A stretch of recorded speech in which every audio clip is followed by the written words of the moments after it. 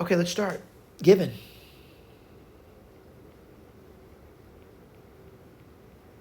Epsilon greater than 0.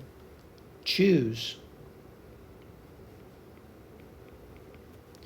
We're going to choose a delta. I just don't know what it is yet. And what we're going to do now, suppose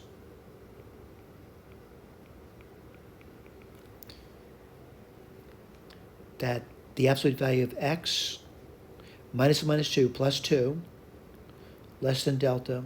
We do not want the x to be minus 2, by the way. So we're going to say that there. All right? We got to check now. All right, check. This is the tough part.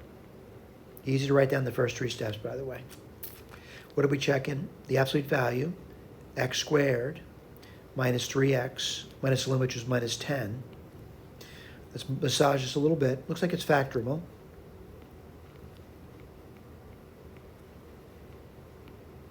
And let's see, it looks like 5 and 2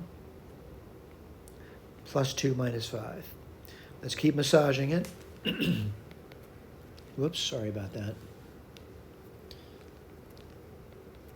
The absolute value of x plus 2, the absolute value of x minus 5.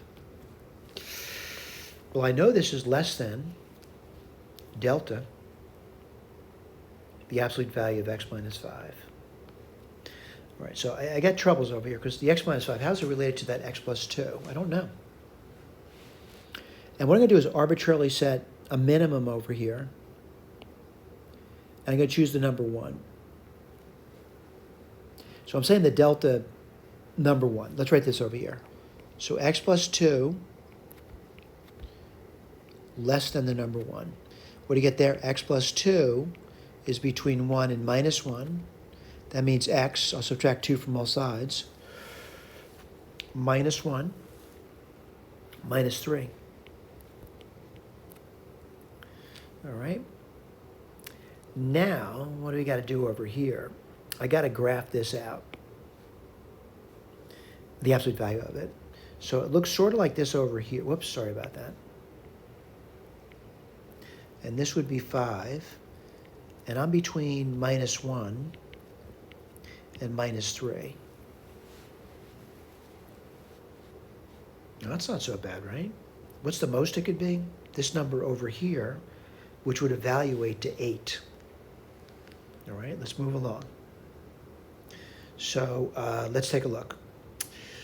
Boy, what I got over here? Less than delta 8. All right. Oh, boy.